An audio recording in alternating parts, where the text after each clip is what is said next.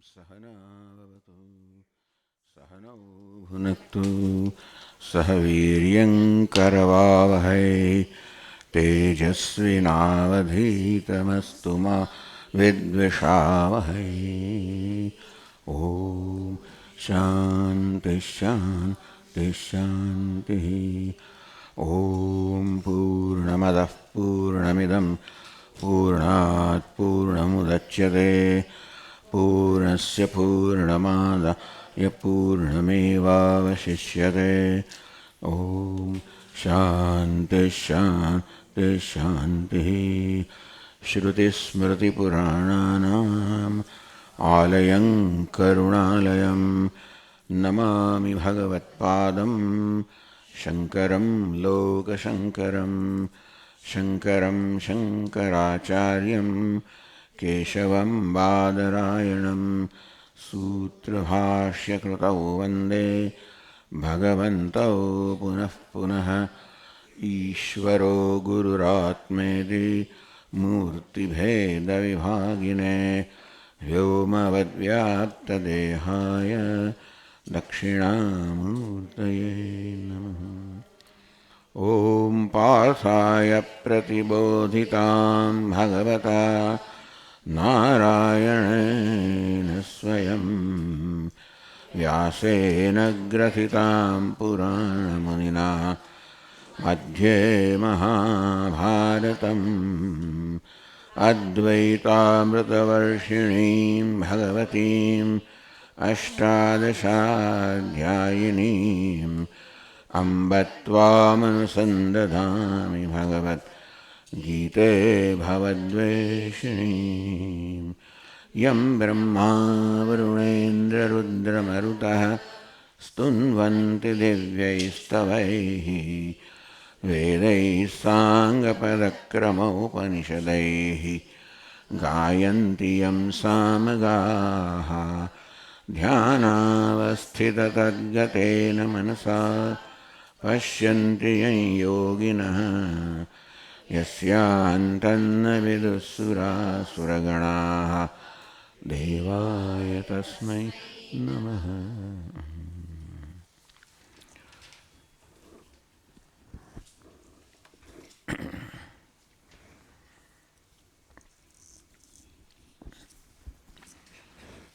श्रीभगवानुवाच अनाश्रितः कर्मफलम् कार्यं कर्म करोति यः स सन्न्यासी च योगी च न निरग्निर्न चाक्रियः यं सन्न्यासमिति प्राहुः योगं तं विद्धि पाण्डव न ह्यसन्न्यस्तसङ्कल्पः योगी भवति कश्चन आरुरुक्षोर्मुनेर्योगम् कर्म कारणमुच्यते योगारूढस्य तस्यैव शमः कारणमुच्यते। ત્રીજા શ્લોકમાં એમ કહેવામાં આવ્યું આરુવૃક્ષો મુને યોગમ જે મુનિ મનનશી યોગમાં આરૂઢ થવા ઈચ્છે છે કર્મ કારણ મુચ્યતે યોગમાં એટલે ધ્યાન યોગમાં એકાગ્રતાના યોગમાં હજી આરૂઢ થયો નથી એના માટેની હજી યોગ્યતા એણે પ્રાપ્ત નથી કરી તેના માટે કર્મ એટલે કર્મયોગ સાધન છે. તસ્યૈવ યોગારૂઢસ્ય એ સાધક જ્યારે યોગારૂઢ બને એટલે ચિત્તની એકાગ્રતા પ્રાપ્ત કરે ધ્યાન કરવાની યોગ્યતા પ્રાપ્ત કરે ત્યારે શમઃ હવે કર્મનો સંન્યાસ એને માટે સાધન છે. શમઃનો અર્થ ભાષ્યકાર કરે છે સંન્યાસ. શમઃ એટલે શાંતિ તે ત્યારે જો જ્યારે બધા કર્મમાંથી મુક્તિ હોય તો અનેક પ્રકારની માગણી વ્યક્તિ પર ના હોય.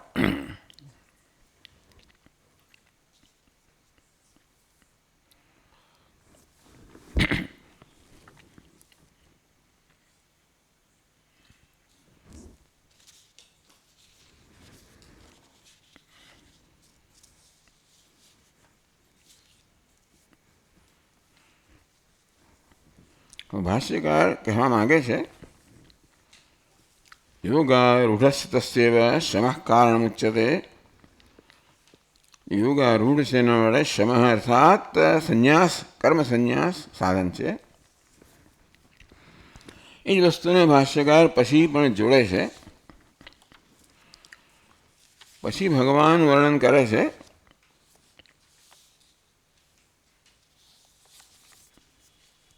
એટલે કે અર્જુન પ્રશ્ન કરે છે એના ઉત્તરમાં 37મા શ્લોકમાં અર્જુન પૂછે છે અયતિ શ્રદ્ધયોપેતઃ યોગાત ચલિતમાનસઃ અપ્રાપ્ય યોગ સંસિદ્ધિમ કામ ગતિમ કૃષ્ણ ગચ્છતિ. હે કૃષ્ણ, જે અયતિ અલ્પ અને હજી એટલો બધો યત્ન પ્રાપ્ત નથી થયો છતાંય ધ્યાન કરી રહ્યો છે. ભગવાન કહે છે કે આ વર્ણન સંન્યાસીનું છે, કારણ કે એણે પોતાની જાતને યોગ એટલે ધ્યાન યોગ માટે સમર્પિત કરી છે. આવી વ્યક્તિ ધ્યાન કરી રહી છે, પરંતુ એની સાધના પૂરી થાય પહેલાં જ એની સાધના અધૂરી રહી જાય છે મૃત્યુને કારણે. તો એની શું ગતિ થાય છે? શું એની કરેલી સાધના નિષ્ફળ જાય છે કે પછી સાધના એની સફળ થાય છે અથવા ચાલુ રહે છે? એટલે આ જે પ્રશ્ન છે એ ભાષ્યકાર કહે છે કે આ એક પ્રશ્ન સંન્યાસી માટે છે. કારણ કે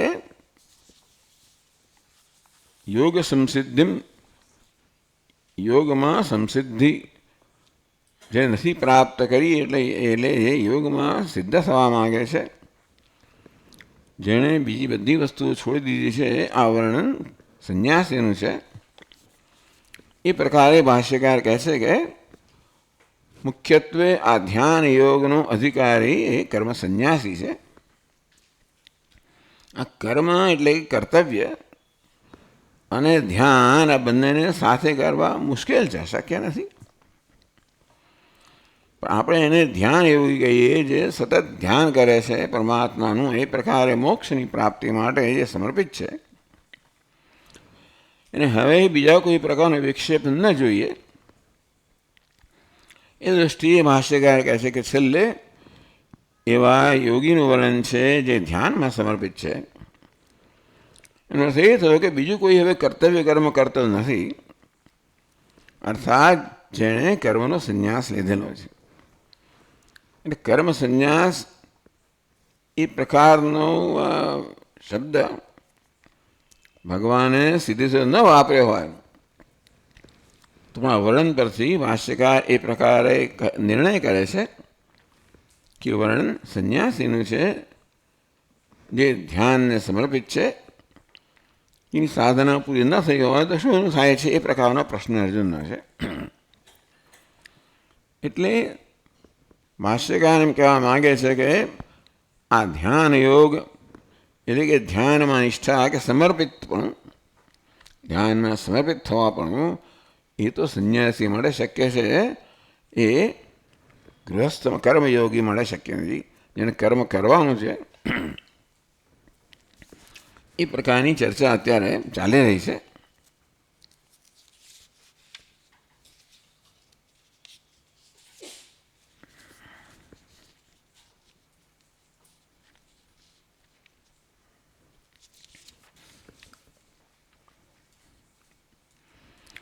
હવે યોગા ચલિત માનસ એમ કરીને વિભ્રષ્ટ ભગવાન અહીંયા ગાયો શબ્દ આ પછી વાપરે છે અને ઉભય ભ્રષ્ટ કહેવામાં આવે છે. ઉભય ભ્રષ્ટ અર્થાત જે એકેયમાં સ્થિરતા પ્રાપ્ત કરી શક્યો નથી. એને કર્મમાં સ્થિરતા પ્રાપ્ત નથી કરી, એટલે કર્મ જ કરી રહ્યો છે એવું નથી, કારણ કે એણે કર્મ છોડી દીધું છે. અને હજી ધ્યાનમાં સ્થિરતા પ્રાપ્ત કરી નથી, એટલે હવે શું એ બંનેનું ફળ ગુમાવશે.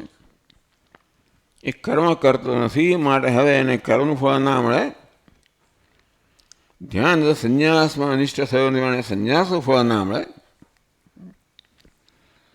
તો આ બહુ બહુ વિલક્ષણ પ્રશ્ન કરે છે અર્જુન. ભગવાન કહે છે કે આ પ્રશ્ન એક સંન્યાસી માટે છે. એટલે કે છેવટે તો આ ધ્યાન જે છે એ કર્મ સંન્યાસી માટે છે.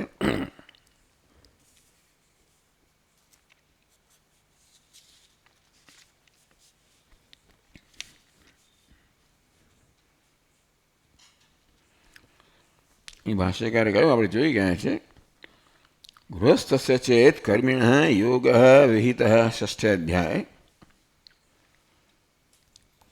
સયોગ ભ્રષ્ટોપી કર્મગતિમ. એટલે કે આ જેને વિભ્રષ્ટ કહેવામાં આવ્યો, જે યોગમાંથી ભ્રષ્ટ થયો, એ વર્ણન સંન્યાસીનું છે, કર્મયોગીનું નથી. કર્મયોગી તો ભ્રષ્ટ થવાની સંભાવના જ નથી, કર્મ કરે જ હશે તો કર્મથી ભ્રષ્ટ કેમ થાય. હવે ધ્યાન યોગી ભ્રષ્ટ થઈ શકે, કારણ કે જેને ધ્યાનમાં એટલી નિષ્ઠા પ્રાપ્ત નથી કરી, કર્મ છોડી દીધું છે, ધ્યાનમાં નિષ્ઠા પ્રાપ્ત કરી નથી, એટલે ઉભય ભ્રષ્ટ હોઈ શકે. એ પ્રકારના વર્ણન પરથી ભાષ્યકાર કહે છે કે એ વર્ણન તો એક સંન્યાસીનું છે. એટલે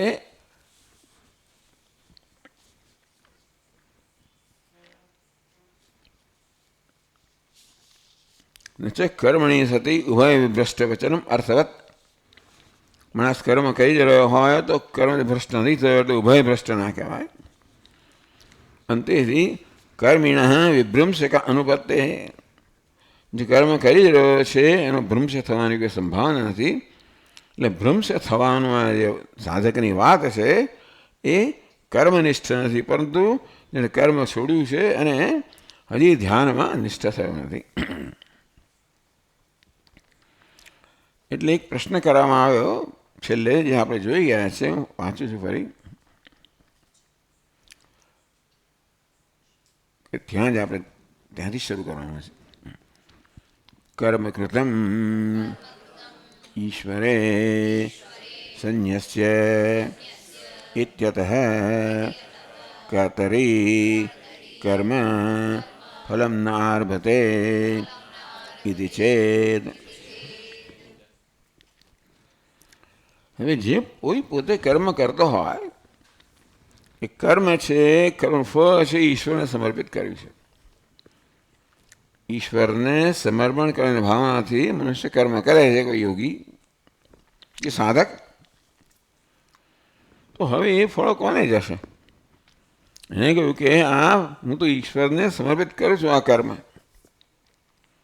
એટલે પોતે ફળની ઈચ્છા રાખતો નથી. કર્મ કૃતમ ઈશ્વરે સંન્યસ્ય, પોતે જે કર્મ કર્યું છે એ ઈશ્વરને સમર્પિત કરવાની ભાવનાથી કરી રહ્યો છે. તો એ ફળ કોને મળે છે એ પ્રશ્ન કર્યો.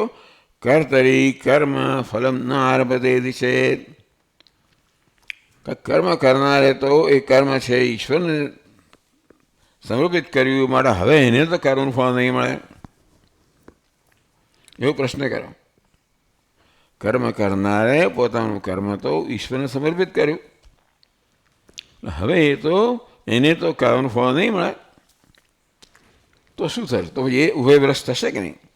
એટલે ભાષ્યકાર કહે છે, ના ઈશ્વરે સંન્યાસસ્ય અધિકતર ફલહેતુત્વ ઉપપત્તે. તો કે નહીં, કર્મ ઈશ્વરને સમર્પિત કરવામાં આવ્યું એટલે તમને કશું ના મળે એમ નહીં. બધું કર્મ ઈશ્વરને સમર્પિત કરવામાં આવે તો તમને અધિક ફળ મળે. એટલે એમ કહે છે કે ભાઈ હું આ કર્મ ઈશ્વરને સમર્પિત કરું છું, ઈશ્વર લઈ લેશે શું થશે, એને કશું નહીં મળે? તો કે ના, કર્મ કરતી વખતે ઈશ્વરને સમર્પણ કરવાની ભાવના છે, માટે એને ઉલટું વધારે ઉત્કૃષ્ટ ફળ પ્રાપ્ત થશે.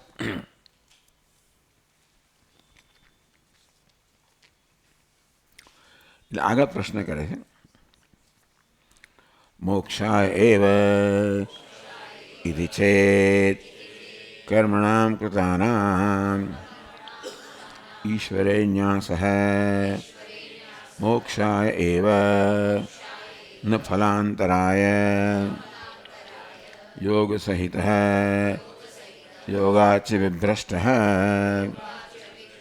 ઇત્યતઃ તમ પ્રતિ નાશ આશંકા યુક્તા એવ ઇતિ ચેત. ભાષ્યકાર કહે છે કર્મ કરે પછી એનો નાશ થાય જ નહીં, કર્મ કરનારનું ફળ મળવું જ જોઈએ. ભલે કર્મ ઈશ્વરને સમર્પિત કરવાની ભાવનાથી કરે તો ઉલટું વધારે સારું ફળ મળવું જોઈએ, કારણ કે એની ભાવના ઉત્તમ છે. એટલે કર્મ કરે ને એને ફળ ના મળે તો ના બને. એટલે એ કહે છે મોક્ષાય એ વૈધિ છે. ધારો કે મોક્ષ માટે જ કર્મ કરતો હોય, કર્મણામ કૃતાનામ ઈશ્વરે ન્યાસ મોક્ષાય એવ. આપણે કર્મ ઈશ્વરને સમર્પિત કરીએ તો આપણે મોક્ષ પ્રાપ્ત થાય. મોક્ષની પ્રાપ્તિ માટે કર્મ ઈશ્વરને સમર્પિત કરવામાં આવે તો ન ફલાંતરાય, તો એનું મોક્ષ જ ફળ મળે, બીજું ફળ ના મળે. હા, મોક્ષનું ફળ ક્યારે મળે?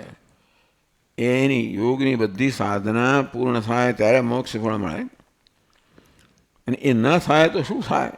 એ કહે છે કે યોગ સહિત યોગાચ વિભ્રષ્ટ ઇત્યત તમ પ્રતિ નાશ આશંકા યુક્તા એવૈતિ.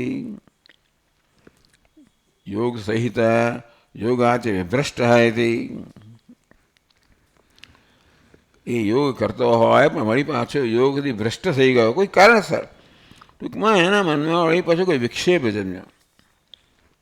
ધારો કે બધી જ પ્રકારની ઉત્તમ ભાવનાથી કોઈ સંન્યાસ લીધો, બસ હું ધ્યાન કરવા વનમાં જાઉં છું એમ કરીને બહુ નિષ્ઠાથી પ્રયત્ન કરતો હોય. સંભવ છે કે ભાઈ કોઈ ભૂતકાળની વાસનાઓ છે એના મનમાં પ્રગટ થાય, એના મનમાં વિક્ષિપ્ત કરે, અને તેથી એ પોતાની ધ્યાનની સાધના ન કરી શકે, આગળ ન વધારી શકે. તો પછી એને જે કરેલું નષ્ટ થાય કે ના થાય? નાશ આશંકા યુક્તા એ વૈધિ છે. એ મોક્ષ માટે કરી રહ્યો છે, હજી મોક્ષને પ્રાપ્ત થયું નથી, અને ત્યાં આવું ધારો કે એનું મૃત્યુ થયું, કોઈક રીતે એની સાધના અટકી ગઈ, તો હવે એના બધા જે કરેલી એની સાધના વગેરે છે તો નષ્ટ થઈ જવાની કે નહીં? તો ભાષ્ય ક્યાં કહે છે કે નહીં, નાશ આશંકા ન યુક્તા. એકાકી યદ ચિત્તાત્મા નિરાશીર પરિગ્રહ બ્રહ્મચારી વ્રતે સ્થિત ઇતિ કર્મ સંન્યાસ વિધાનાત.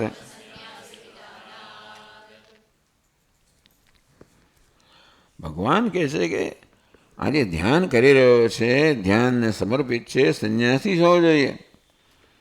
ભગવાને જે પ્રકારે આ ધ્યાન યોગીનું વર્ણન કર્યું છે, ધ્યાન માટે ભગવાન આપણે જોઈશું કે ધ્યાન માટે ભગવાન આ વર્ણન કરે છે અને કહે છે એકાકી યત ચિત્તાત્મા. આ ધ્યાન યોગી એકલા હોવું જોઈએ, એકાંત સ્થળમાં જવું જોઈએ. એકાકી એટલે કોઈ ઘરનો સભ્ય કે નોકર છે કશાય વગર એકલા જ જવું જોઈએ. યત ચિત્તાત્મા, જેણે દેહ અને ચિત્તને વશ કર્યું છે. નિરાશી, બધી અપેક્ષા વગરનો છે. અપરિગ્રહ, કોઈ પ્રકારનો પરિગ્રહ ધરાવતો નથી. પરિગ્રહ એટલે અનેક બધી વસ્તુઓ જે આપણે જઈએ, મારા જેવું કોઈ જાય તો 10 જોડી કપડાં લઈ જાય અને 2 જોડી બૂટ લઈ જાય, આ બધો પરિગ્રહ કહેવાય. અપરિગ્રહ, કશું જ એણે સાથે રાખ્યું નથી. એટલે એથી આ કોણ કરી શકે? કર્મ સંન્યાસ, સંન્યાસી જ કરી શકે ને. એ કશું જ ના લઈ જાય પોતાના, બે પોતરી લઈ જાય વધારે વધારે, એટલું જ લઈ જાય. એવું કોણ કરી શકે? કોઈ ગૃહસ્થ ના કરી શકે, સંન્યાસી જ કરી શકે. અને પછી તો ભિક્ષાથી જ એને પોતાનું જીવન ચલાવવું જોઈએ. એટલે ભાષ્યકાર કહે છે કે અહીંયા ધ્યાન યોગીનું જે વર્ણન છે એ કોને લાગુ પડે છે? સંન્યાસીને લાગુ પડે છે. હવે એવું નથી કહેવા માંગતા કે ધ્યાન કરવા ઈચ્છના સંન્યાસી બની જવું જોઈએ.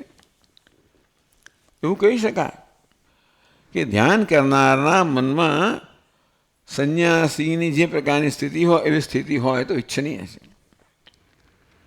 સંન્યાસી કોને કહેવાય? જેણે બધી એ પ્રકારની ઈચ્છાઓનો ત્યાગ કર્યો છે, એને કશું જોઈતું નથી, અપેક્ષાનો ત્યાગ કર્યો છે, જે કશું માંગતો નથી. ભલે આપણે એવા ન થઈ જઈએ, પરંતુ ધ્યાન કરતી વખતે આપણે એવા થઈ શકીએ. ધ્યાન કરતા પહેલાં આપણે આપણી જાતને કહી શકીએ કે ભાઈ આ વખતે મારે કંઈ ના જોઈએ, કોઈ અપેક્ષા જ નથી. આ ધ્યાન કરવાની ક્રિયાના પરિણામે હું કંઈ માંગતો નથી. હું પૂર્ણ છું, મને કોઈ પ્રકારની આવશ્યકતા નથી. આ ધ્યાન કે બીજો યોગ કે કંઈ પણ સાધના શેના માટે છે? મારી પૂર્ણતાનો આવિર્ભાવ કરવા માટે, પ્રાપ્ત કરવા માટે નથી. એ પ્રકારે ધ્યાન યોગીના મનમાં પણ આ પ્રકારનો સંકલ્પ હોય કે આ પ્રકારની સમજ હોય કે આમાંથી મારે કંઈ પ્રાપ્ત કરવાનું નથી. કદાચ જે કંઈ વિઘ્નો હશે એ વિઘ્ન દૂર કરવાના છે. કારણ કે મોક્ષ તો આપણું સ્વરૂપ છે. ખરેખર આપણે નિત્ય મુક્ત જ છીએ. એટલે મોક્ષ કોઈ પ્રાપ્ત કરવાની વસ્તુ નથી. મારી અને મોક્ષની આડે જે કંઈ અવરોધ છે, અવરોધ દૂર કરવાનો છે. કયો અવરોધ છે? તો કે દેહાત બુદ્ધિ, રાગદ્વેષ. આ જ વસ્તુ મારું જે સ્વરૂપ છે એ સ્વરૂપના લાભમાંથી વંચિત રાખે છે. કારણ કે દેહને હું આત્મા માનું છું. આપણે એ ધીમે ધીમે દેહાત બુદ્ધિથી મુક્ત થવાનું છે. આ ધ્યાન પણ એના માટે છે કે હું બ્રહ્મ છું એ પ્રકારના મારા મનને એમાં એકાગ્ર કરું તો ધીમે ધીમે દેહની અંદર જે અહમભાવ છે એમાં મુક્ત થતો જો. આણે કશું ગુમાવવાનું હોય નહીં. એકાકી યથ ચિત્તાત્મા નિરાશી અપરિગ્રહ. અયોગી છે, એકલો છે, નિરાશી, કોઈ આશા કે મોક્ષની આશા નથી. કારણ કે મોક્ષ તો પ્રાપ્તની પ્રાપ્તિ છે. એટલા જ માટે આપણું ચિત્ત અને દેહ પર આપણે કાબુ પ્રાપ્ત કરી શકીએ જ્યારે મનમાં કોઈ પ્રકારની આશા અપેક્ષાઓ ન હોય. હું તો આપણા મનને એકાગ્ર કરવાનું છે અને મન પર આપણે એ રીતે પ્રભુત્વ પ્રાપ્ત કરવાનું છે. ત્યારે થાય જ્યારે મન અનુકૂળ બને. આપણે ચર્ચા કરશું. મન ક્યારે અનુકૂળ બને? જ્યારે મન બધા પ્રકારની બહિર્મુખતાથી મુક્ત હોય તો એ અંતર્મુખ બને. એ બહિર્મુખતાથી ક્યારે મુક્ત હોય? એને બહિર્મુખ બનાવનારા કોઈ પણ હવે ઘટકો ના હોય.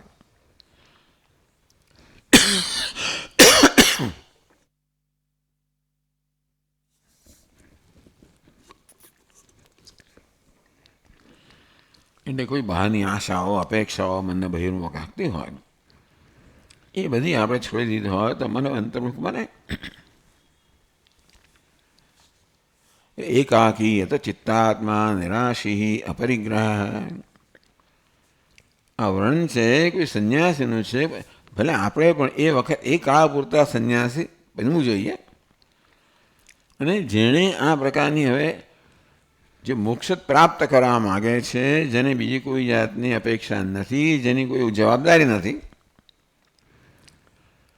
અને તેથી જે સંન્યાસી છે એવું ભાષ્યકાર કહેવા માગે છે. આ વ્યક્તિ સંન્યાસી છે એવું ભગવાન પોતાના શબ્દોમાં કહેતા નથી. એના વર્ણનમાં જે શબ્દનો પ્રયોગ કરે છે એ બધા આપણે સમજી શકીએ કે આ સંન્યાસીનું વર્ણન છે. એકાકી એકલો જ. હવે કોઈ ગૃહસ્થ હોય તો એકલો ના હોઈ શકે. એકાકી યત હોય તો થોડો વખત મળે, હંમેશ મળે ના હોય. નિરાશી અપરિગ્રહ, કોઈ પ્રકારનો પરિગ્રહ નથી, એની પાસે કોઈ બીજી ઉપયોગની વસ્તુઓ નથી, વધારે કોઈ વસ્તુઓ નથી.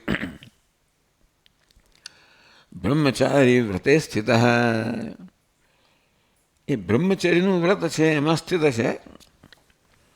એ બ્રહ્મચારી વ્રત એમાં સમજાવશે. બ્રહ્મચારી તો ખરો જ, ગૃહસ્થ હોય તો એ બ્રહ્મચારી વ્રતે સ્થિત. અત્યારે જે કોઈ હોય અત્યારે બ્રહ્મચર્યમાં સ્થિત છે.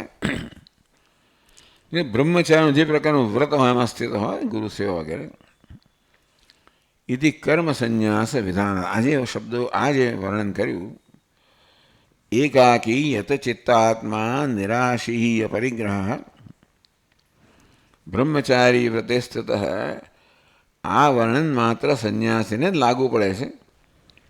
એટલે આ વર્ણન દ્વારા ભગવાન આ ધ્યાન યોગીને સંન્યાસ રૂપે જ વર્ણવે છે. કદાચ ભગવાને સંન્યાસી શબ્દનો પ્રયોગ નથી કર્યો, એટલી જ આ ચર્ચા થાય છે. ભગવાને સ્પષ્ટ કહ્યું હોત કે તમારે ધ્યાનને સમર્પિત થવા માટે કર્મ સંન્યાસ કરવો પડે તો કોઈ પ્રશ્ન ના થયો હોત. એ પ્રકારની સ્પષ્ટતા ભગવાન કરતા નથી, પણ આવું બધું વર્ણન કરે છે. એ પરથી બી આપણે એનું અર્થઘટન કરવાનું છે. ભાષ્યકાર આપણા માટે અર્થઘટન કરે છે અને કહે છે કે ભગવાને આ જે વર્ણન કર્યું છે એ કોઈ સંન્યાસીને જ લાગુ પડે એમ છે. નિરાશી અપરિગ્રહ બ્રહ્મચારી વ્રતે સ્થિત કર્મ સંન્યાસ વિધાનાત. આ પ્રકારે ભગવાને કર્મ સંન્યાસ વિધાન કર્યું, કર્મ સંન્યાસ આદેશ કર્યો કે જેણે કર્મ કરવાનું હોય, જેને જવાબદારી હોય, એ આ વસ્તુ ન કરી, એકાકી ના હોઈ શકે, અપરિગ્રહ ના હોઈ શકે, બ્રહ્મચારી વ્રતે ગૃહસ્થ વગેરે ના હોઈ શકે. આ વર્ણનથી જ કોઈ સંન્યાસીનું જ વર્ણન છે, ભાષ્યકાર કહે છે.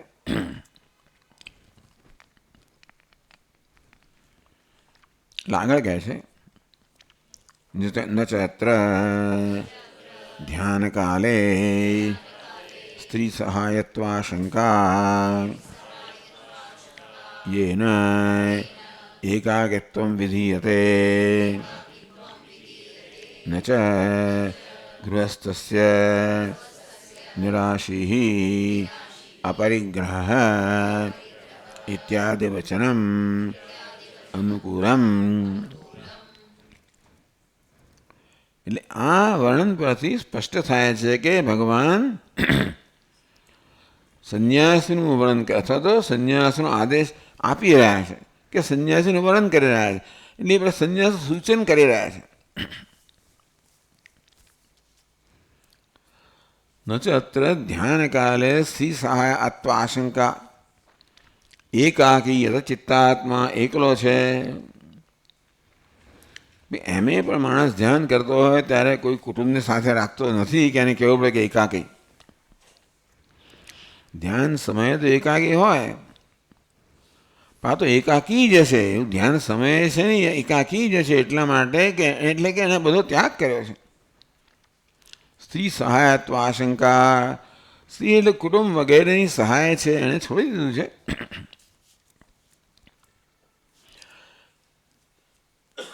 ન ચ ગૃહસ્થસ્ય નિરાશી અપરિગ્રહ ઇત્યાદિ વચનમ અનુકૂલમ.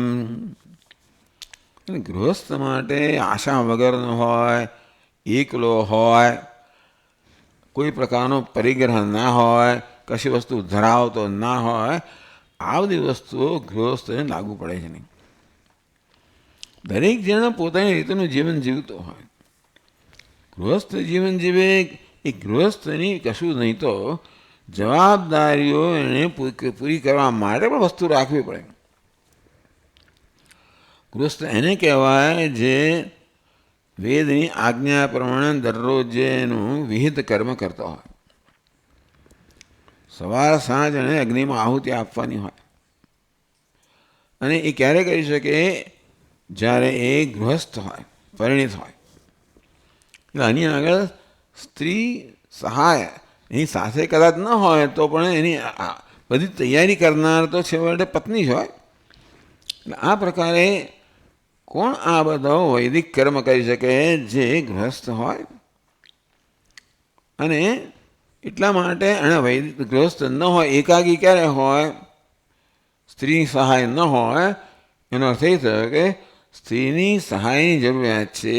એ બધા કર્મ ન કરતો હોય, એટલે કે અગ્નિહોત્રાદિ કર્મ, એની જે કર્તવ્ય કર્મ, રોજનું કર્તવ્ય કર્મ છે, નિત્ય કર્મ છે, એ ન કરતા હોય, એવું આમાંથી ફલિત થાય છે. આ વર્ણન પરથી ભાષ્યકાર કહે છે કે આ પ્રકારનું જીવન તો માત્ર સંન્યાસી જ જીવી શકે.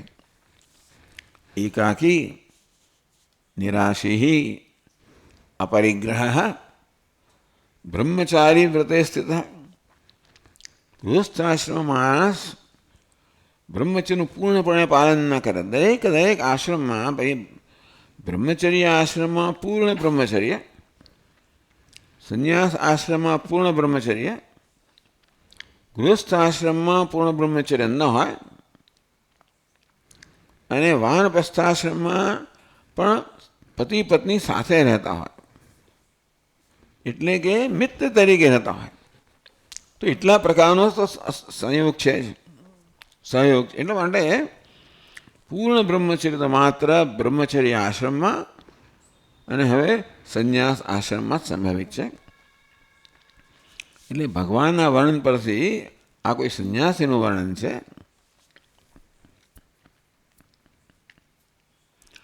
નચે ગૃહસ્થસ્ય નિરાશી અપરિગ્રહ ઇત્યાદિ વચનમ અનુકૂલમ.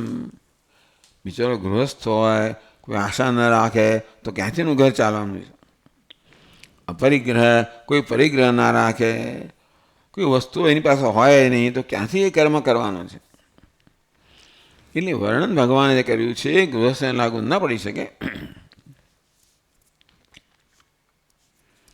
પછી છે પેલા છેલ્લા વાક્યમાં છે ઉભય વિભ્રષ્ટ પ્રશ્ન અનુપત્તેશ્ચ. પાછું આવ્યું છેલ્લું જે આપણે વાંચ્યું કે અયત શ્રદ્ધયો પેત યોગાચલિત માણસ, એ શ્લોકોમાં જે વર્ણન કરવામાં આવ્યું કે જેને પોતાની જાતને ધ્યાન યોગ માટે સમર્પિત કરી છે, મોક્ષ જેનું એકમાત્ર ધ્યેય છે, એ કોઈક રીતે પોતાની સાધના પૂરી ન કરી શકે અને પછી એની સાધના આ પ્રકારમાં વિચ્છેદ થાય તો શું થાય એ પ્રશ્ન છે.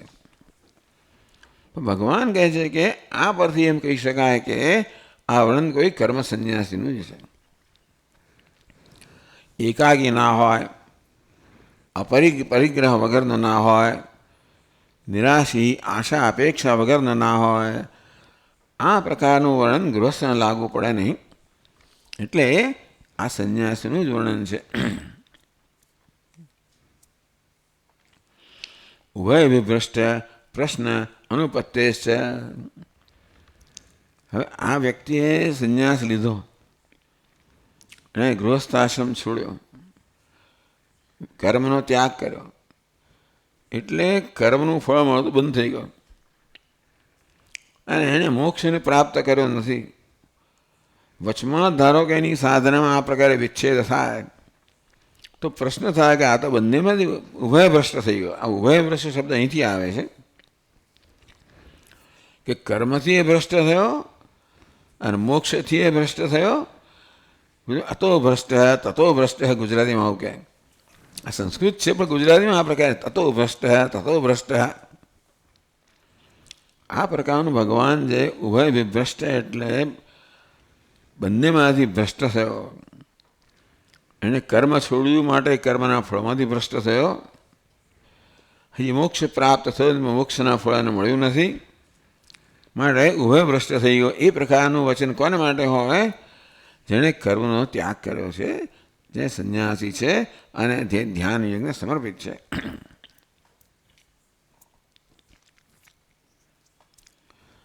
હજી પ્રશ્ન કરવામાં આવે છે, કંઈક શંકાઓ રહી ગઈ હોય તો કહે છે અનાશ્રિત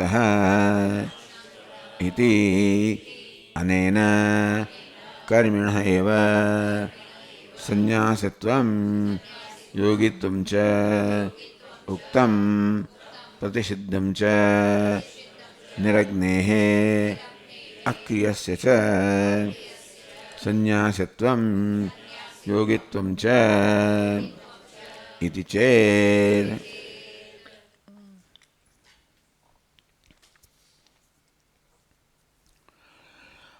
पहले श्लोक से अनाश्रितः कर्मफलम कार्यम कर्म करोति यः स संन्यासी च योगी च न निरग्न न चाक्रियः।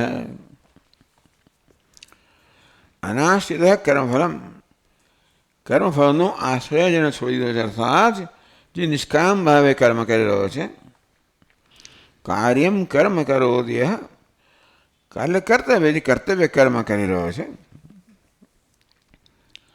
આ કાર્યમ કર્મ કરોતિ યઃ સ સંન્યા ભગવાને એની સ્તુતિ કરી એ સંન્યાસી પણ છે અને યોગી પણ છે. સંન્યાસી કેમ છે? કારણ કે એણે કર્મફળની આશા એટલે કંઈક ત્યાગ કર્યો છે એટલે સંન્યાસી છે. કર્મફળની અપેક્ષાનો ત્યાગ કર્યો છે એ અર્થ એ અંશમાં સંન્યાસી છે અને પોતાની ફરજ બજાવે એ અંશમાં યોગી છે. સ સંન્યાસી કાર્યમ કર્મ કરોતિ યઃ જે કર્તવ્ય કર્મ કરે એ અંશમાં યોગી છે. અનાશ્રિત કર્મફલમ કર્મફળનો આશ્રય જે છોડી દો છે એ અંશમાં સંન્યાસી છે.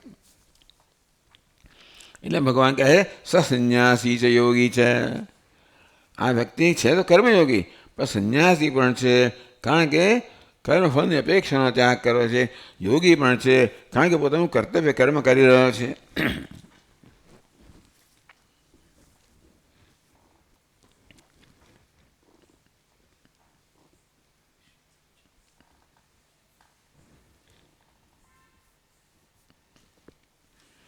એટલે પ્રશ્ન કર્યો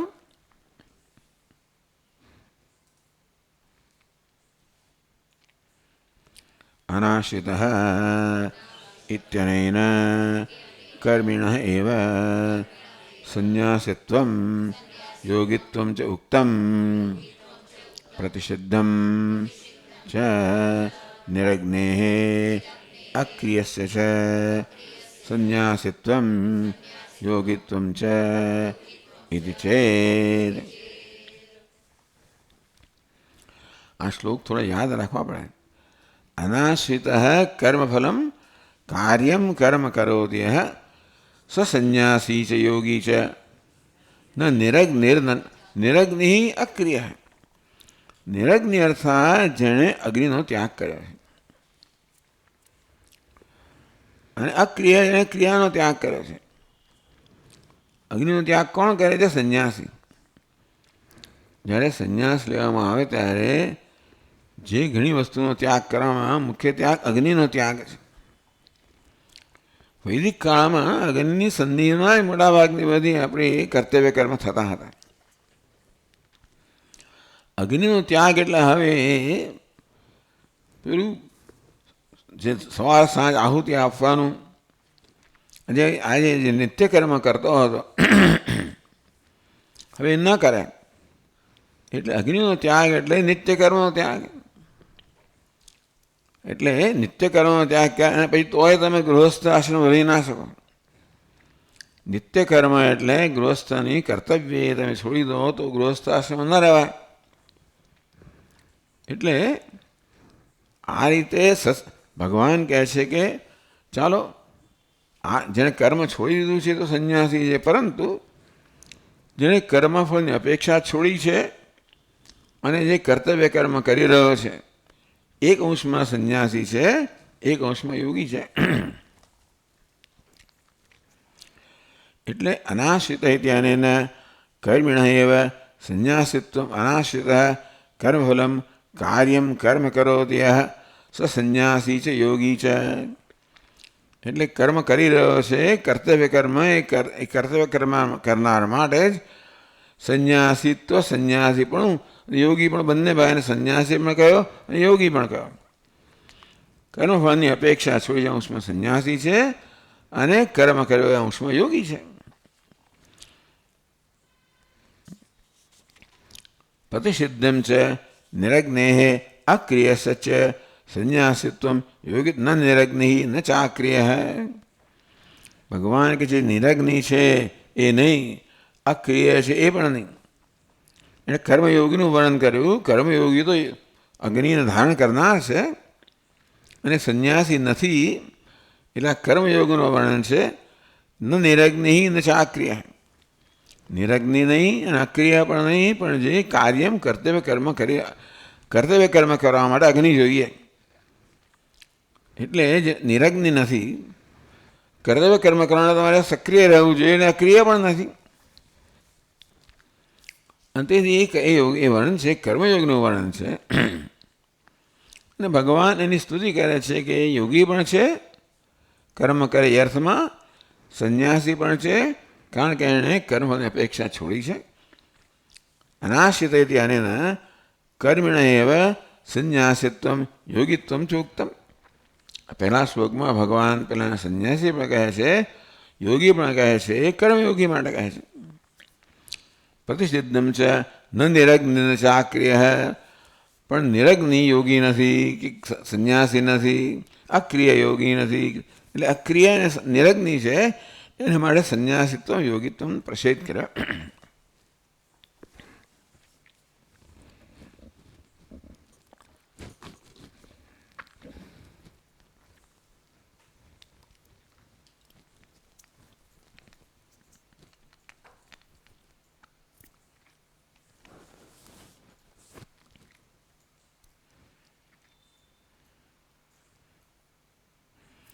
એટલે અહીંયા પૂર્વ પક્ષ એવો છે કે જે કર્મી છે એના માટે સંન્યાસી પણ યોગી પણ કહ્યું છે ભગવાને.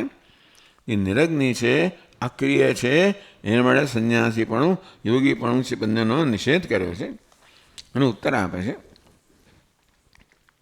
ન ધ્યાન યોગમ પ્રતિ બહિરંગસ્ય સતઃ કર્મણઃ ફલ આકાંક્ષા સંન્યાસ સ્તુતિ પરત્વાદ. તો કે ના, આમાં તો ફલ આકાંક્ષા સંન્યાસ એવું કહે છે. ફળની આકાંક્ષાનો ત્યાગ, એટલે કર્મનો ત્યાગ નથી. કર્મ કરીએ ત્યારે સ્વાભાવિક રીતે કર્મના ફળની અપેક્ષા હોય, એ કર્મના ફળની અપેક્ષાનો ત્યાગ કરે છે. એટલા માટે એને સંન્યાસી કહેવામાં આવ્યો, કારણ કે એણે એ અંશનો ત્યાગ અને સ્તુતિ પરત્વા. એને સંન્યાસી કહેવો એની સ્તુતિ છે. સંન્યાસી થયો નથી, કર્મ કરી રહ્યો છે, પણ એણે કર્મફળની અપેક્ષાનો ત્યાગ કર્યો છે. એ અંશમાં સંન્યાસી, પણ સંન્યાસી તરીકેની સ્તુતિ કરવામાં આવી.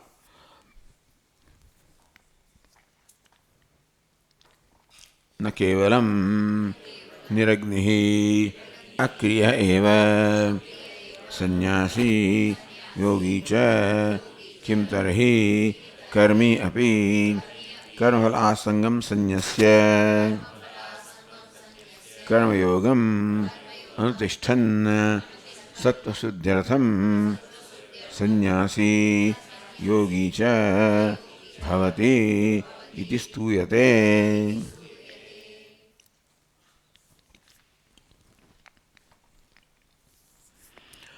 ન કેવલમ નિરગ્નિ અક્રિય સંન્યાસી યોગી છે, માત્ર જે નિરગ્નિ છે, અગ્નિનો ત્યાગ કર્યો છે, ક્રિયાનો ત્યાગ કર્યો છે, એ સંન્યાસી એટલે છે મુખ્ય અર્થમાં સંન્યાસી.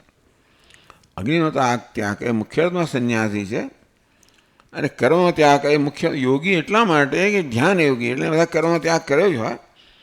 નિરગ્નિ એટલે પોતાના કર્તવ્યનો ત્યાગ કર્યો માટે સંન્યાસી, અને યોગી એટલે નિરગ્નિ અને ક્રિયાનો ત્યાગ કરવા માટે યોગી છે.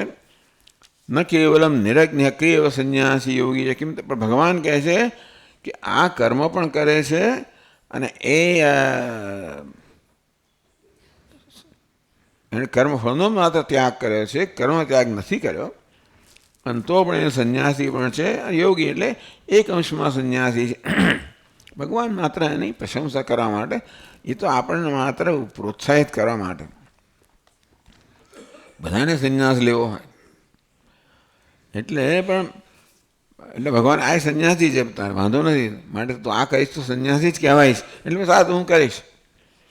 એટલે એને સંન્યાસી એ પ્રકારે એનું એ સ્તુતિ કરવામાં આવી, જેથી આપણે પ્રોત્સાહિત કરવા, આપણે કર્મયોગી બનીએ.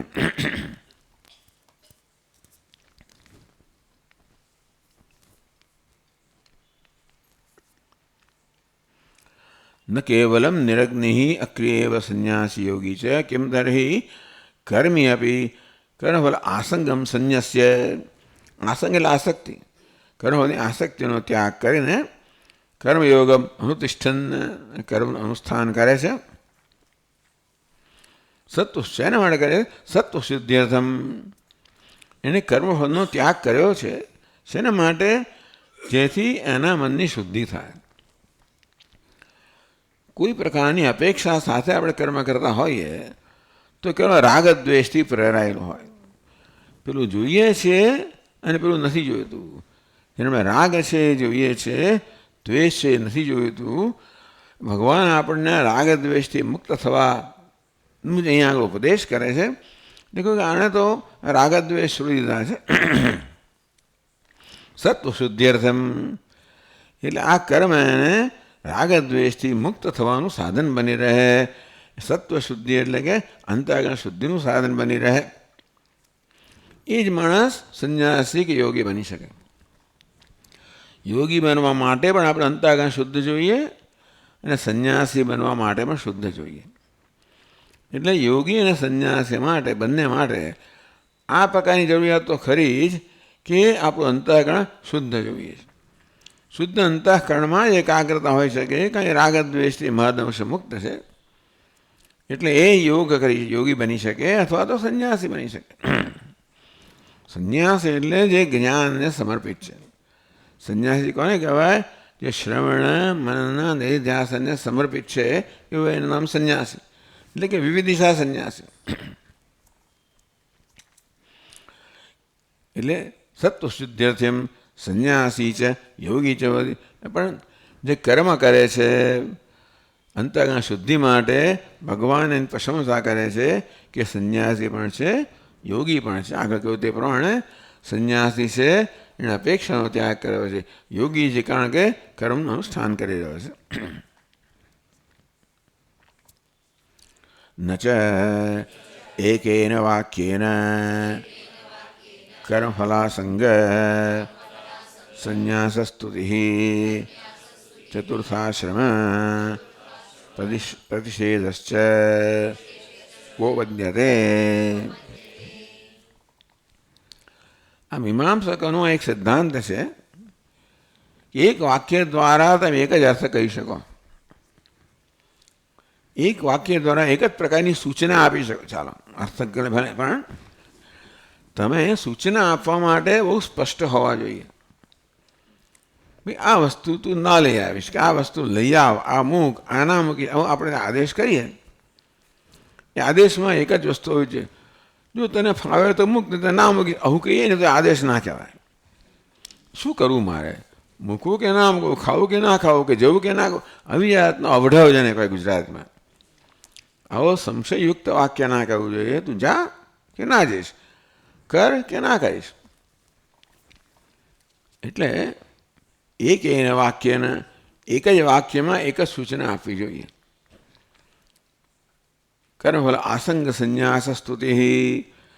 એક જ વાક્યથી ભગવાન આ કર્મની આસક્તિનો એટલો સંન્યાસ, સસન્યાસી છે યોગી છે એમ કહીને કહે છે કે અનાશ્રિત કર્મફલમ, જેણે કર્મફળને અપેક્ષાનો ત્યાગ કર્યો છે એ સંન્યાસી છે ને યોગી પણ છે.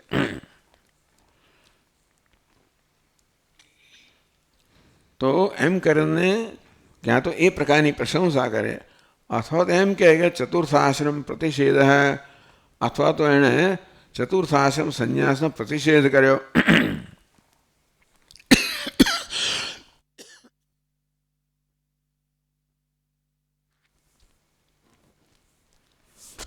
દર વખતે મને લાગે હું સમજી ગયો છું કારણ, પછી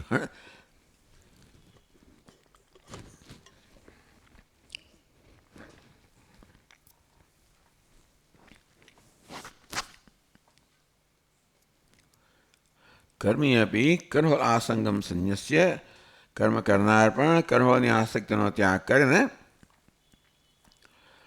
કર્મયોગમ અનુતિષ્ઠન, કર્મયોગ અનુષ્ઠાન કરે છે સત્વશુદ્ધિર્થમ, અંતઃકરણ શુદ્ધિ માટે. એને સંન્યાસી પણ કહ્યો કારણ કે એણે ફળની અપેક્ષાનો ત્યાગ કર્યો. યોગી પણ કહ્યો કારણ કે કર્મ અનુષ્ઠાન કરી રહ્યો છે.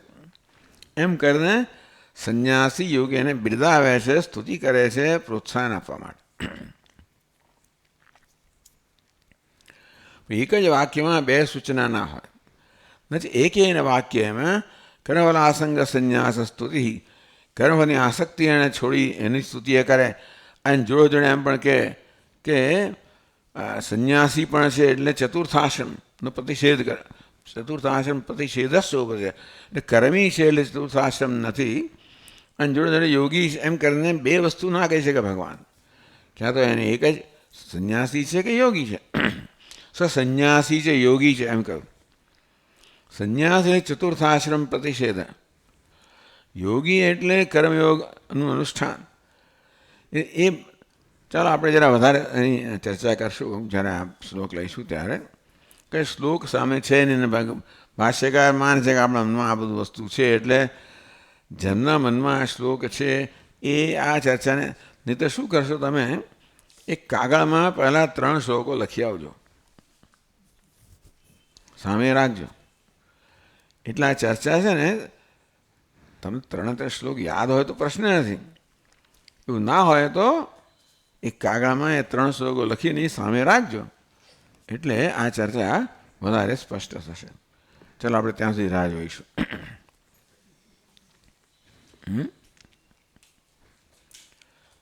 ઓમ પૂર્ણમદઃ પૂર્ણમિદં પૂર્ણાત પૂર્ણમુદચ્યતે પૂર્ણસ્ય પૂર્ણમાદાય પૂર્ણમેવાવશિષ્યતે. ઓમ શાંતિ શાંતિ શાંતિ. શંકરં શંકરાચાર્યં કેશવં બાદરાયણં સૂત્રભાષ્યકૃતૌ વંદે ભગવन्तौ પુનઃ પુનઃ.